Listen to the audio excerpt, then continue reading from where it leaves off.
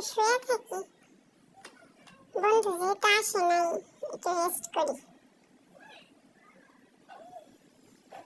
বন্ধু আসলে আবার খেলবো নি, তাই না? আম্মু আবার বকা দিবে সারাদিন খেললে।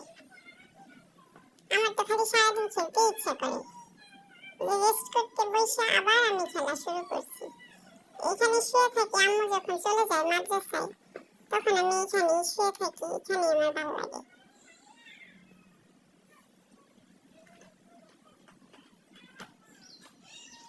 থাকি একটু, বন্ধু যেহেতু আসে নাই, বন্ধু আবার একটু পরে আসলে আবার বন্ধুর সাথে বাইরে যাবো খেলতে।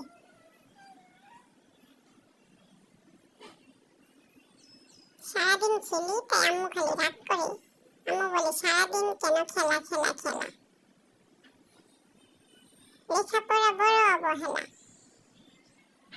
যাই একটু জানলায় বসে দেখি বন্ধু দেখা যায় কিনা, আমার বন্ধুকে দেখা যায় কিনা।